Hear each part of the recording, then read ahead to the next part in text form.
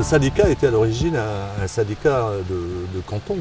Il a été créé en 1968, mais suite à la réorganisation de la rivière, à son reprofilage en particulier, on a construit des barrages assez nombreux pour protéger pour préserver le droit d'eau des moulins.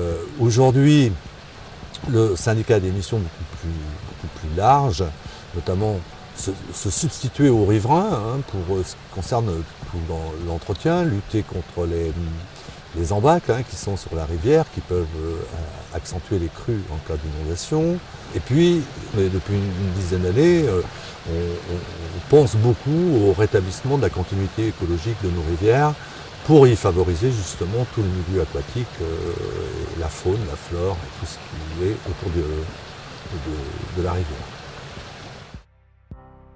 Quand on regarde aujourd'hui le cahier des charges qui est demandé aux entreprises, voilà, on coupe plus n'importe quel arbre, n'importe comment, on n'arrache surtout pas les souches, on n'enfouit pas les branches comme on a enfoui dans les prés, voilà, et aujourd'hui, 20 ans après, on a des trous que les agriculteurs nous reprochent. Mais bon, voilà, c'était une autre époque. À l'époque, on traitait de la conséquence, mais pas de la cause.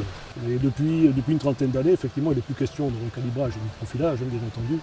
Il est question d'aménager les rivières de façon tout à fait douce et respectueuse.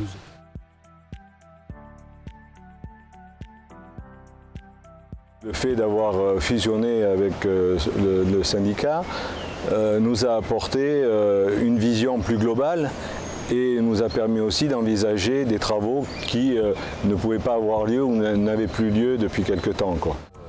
Nous avons des partenaires financiers importants, puisque ce n'est pas la participation uniquement des collectivités qui pourrait subvenir aux besoins des travaux qui sont engagés par le syndicat.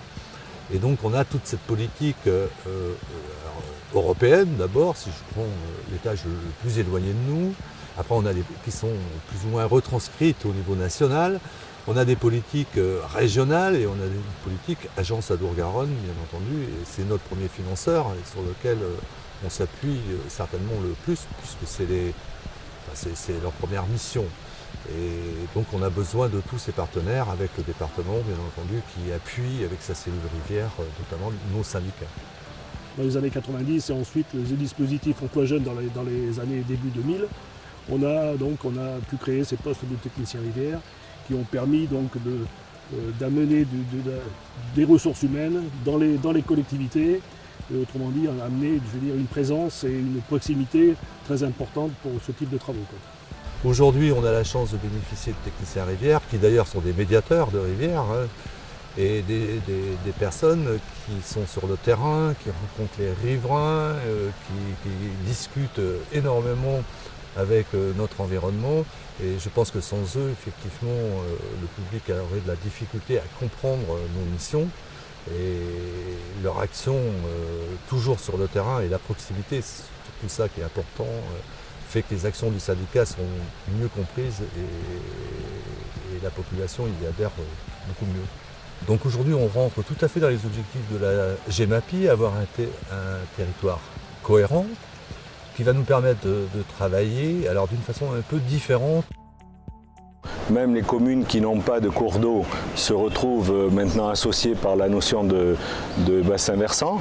Et puis peut-être dans un cadre d'équité, on va dire, entre le rural et l'urbain, et l'amont et l'aval, c'est quelque chose qui va être plus facilitateur pour tout le monde. Il n'y a pas que l'entretien de la rive piscine, il y a tous ces éléments-là, cette continuité écologique, donc avec ces problèmes de barrage en travers de la rivière qui empêchent les remontées des espèces, tous ces points-là qu'il faut absolument prendre en compte, effectivement.